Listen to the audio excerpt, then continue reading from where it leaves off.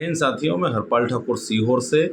और जैसा कि आप सबको पता है कि कल हमारे प्रधानमंत्री जी ने देश के नाम संबोधन किया और आज़ाद भारत के अब तक के मात्र नरेंद्र मोदी एक ऐसे प्रधानमंत्री हैं जो देश के नाम संबोधन जब करने आते हैं तो विपक्ष के ऊपर हमला करने आते हैं, देश की बात करने नहीं आते। उन्होंने पूरे उस एपिसोड के अंदर क्या बात की कि कांग्रेस महिलाओं के विरोधी, कांग्रेस ने महिला आरक्षण का विरोध किया, कांग्रेस ने ये किया, कांग्रेस ने वो किया, राहुल गांधी ने ऐसा किया, विपक्ष के नेता अखिलेश यादव ने ये किया, फलाने ने ये किया, और इसके अलावा कोई बात नहीं की। आश्चर्य की बात है, क्या आप इस देश के 140 करोड़ लोगों को मूर्ख समझते हैं? क्या इस देश की आधी आबादी को आप मूर्ख समझते हैं? प्रधानमंत्री जी, आपको शर्म नहीं आती? भाजपा के नेताओं, आपको शर्म नहीं आती? आप थोड़ा तो सोचिए कि आप अपने आप को उच्च आदर्श वाली पार्टी कहते थे।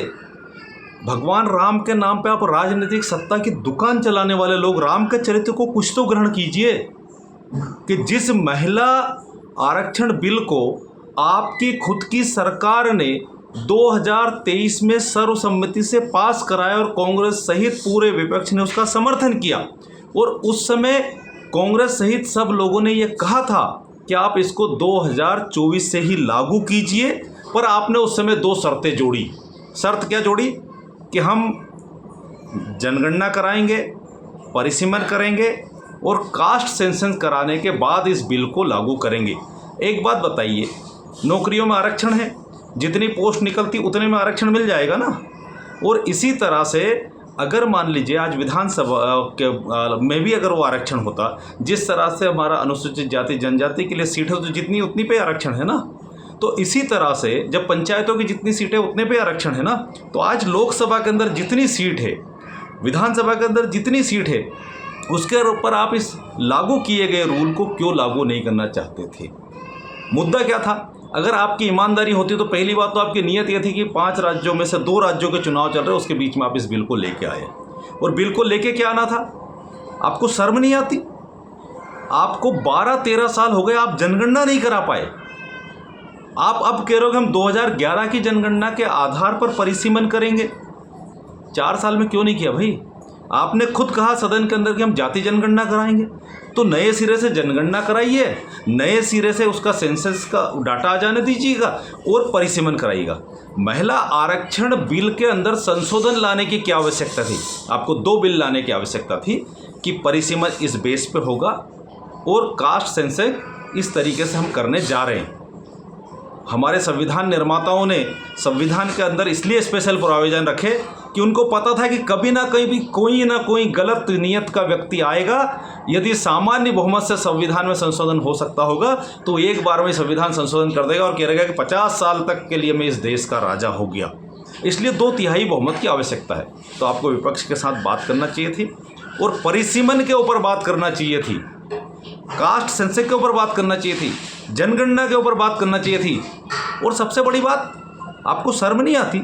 आप महिला आरक्षण की बात करते, जिस बिल को आपने 15 सितंबर 2023 को पास कराया, राष्ट्रपति द्रौपदी मुर्मू ने जिसके ऊपर सिग्नेचर कर दिए, उसका नोटिफिकेशन आप कब करते हैं पता? आपको शर्म नहीं आई? जिस दिन महिला बिल के अंदर परिसीमन में उसके पीछे छुपा के आप संशोधन पेश करना चाहते थे, उस रात को 30 महीने बाद नोटिफिकेशन होता है। गजब का गृह मंत्री है भाई अमित शाह और चमत्कारिक प्रधानमंत्री है नरेंद्र मोदी। आपको शर्म नहीं आती? आप लोग कहते हो कि हम महिलाओं की बात करते हैं और सवाल किस पर उठा रहा हूं? उस पार्टी पर, कांग्रेस के ऊपर, जिसका पहला राष्ट्रीय अध्यक्ष आपसे पहले महिला बना, जिसने देश को पहला महिला प्रधानमंत्री दिया, जिसने देश को पहला महिला राष्ट्रपति दिया, जिसने देश को पहली महिला स्पीकर दी, जिसके कार्यकाल में देश में पहला मुख्यमंत्री महिला बना, जिसके कार्यकाल में पहली महिला जज मुख्यमंत्री। और आपके 1 to 10 में महिलाओं के लिए 0 स्थान है।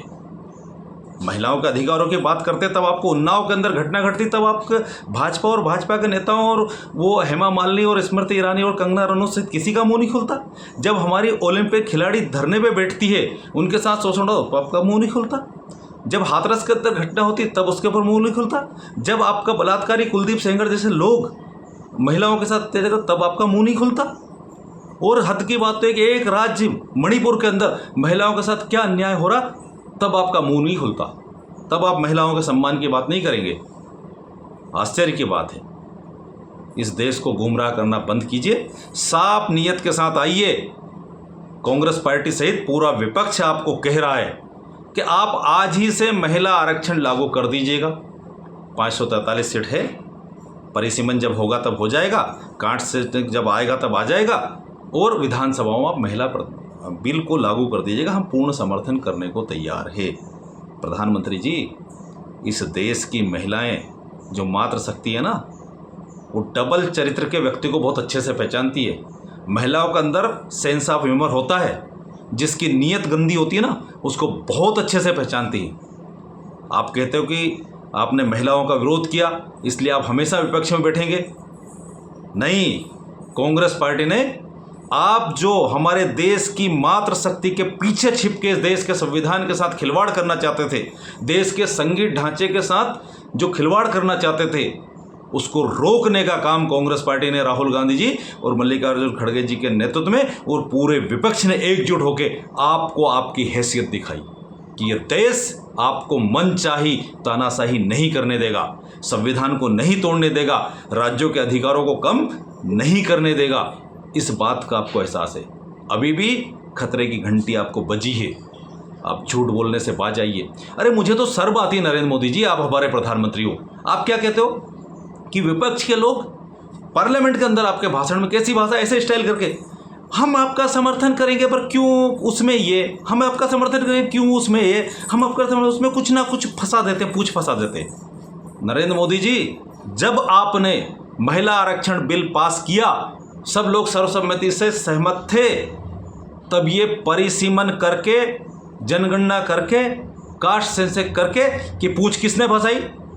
नरेंद्र मोदी ने या राहुल गांधी ने या सोनिया जी ने या अखिलेश यादव ने? बेशर्मों की तरह झूठ बोलना बंद कीजिए। पूरा विपक्ष उस दिन आपसे बोल रहा था कि महिला आरक्षण 2024 से लागू कीजिए, और ये जो महिला आरक्षण के बिल की आप डेट बढ़ा रहे हैं जिसमें 4 साल लगेंगे, उसको नहीं करते हुए तत्काल आज वर्तमान स्थिति पे लागू कर दीजिएगा। तो पूछ कौन फंसाता है? नरेंद्र मोदी। ठिकरा किस पे फोड़ता है?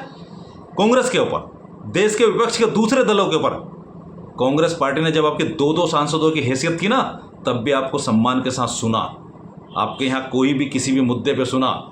जब हमारे देश में चलते हुए युद्ध के अंदर भी 1962 के अंदर पार्लियामेंट बुलाई गई और पंडित जवाहरलाल नेहरू ने 7 घंटे विपक्ष के लोगों के सवालों के जवाब दिए।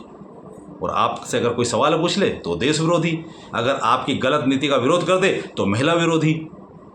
बेशर्मों की तरह बात मत कीजिए। ये देश जानता है महिला आरक्षण बिल आज भी पास हुआ, आपके पास रखा हुआ है। यदि आप महिलाओं का भला करना चाहते हैं तो हे प्रभु राम से आप सद्बुद्धि लीजिए और महिला आरक्षण बिल वर्तमान परिस्थिति में लागू कर दीजिएगा। जब आप परिसीमन कराएंगे, जब आप कास्ट सेंसस आ जाएगा, जब जनगणना होगी और देश में सीट बढ़ेगी, तो उसी प्रतिशत में महिलाओं का प्रतिनिधित्व और बढ़ जाएगा। कब तक झूठ बोलेंगे प्रधानमंत्री जी? इस देश को, हमारे देश का इतिहास झूठ बोलने का नहीं है, हमारे देश का इतिहास नोटंकी करने का नहीं है, हमारे देश का इतिहास छलिया बनने का नहीं है। हमारे देश का इतिहास उच्च आदर्शों का इतिहास है।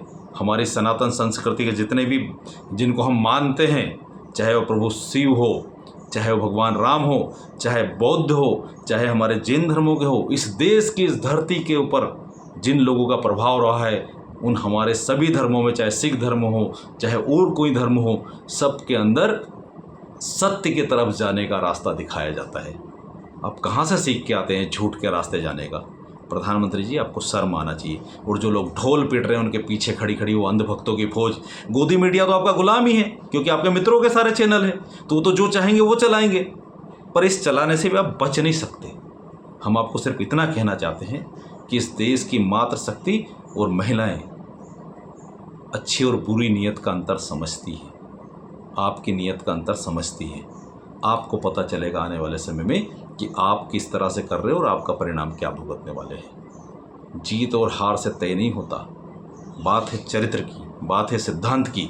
तो आपका जो चरित्र और आपका सिद्धांत है वो तोड़ने का सिद्धांत है। आप वास्तविकता में किसी का भला नहीं करना चाहते। इस देश को आपने गर्त में ढकेल दिया और महिलाओं के पीछे छिपना बंद कीजिए।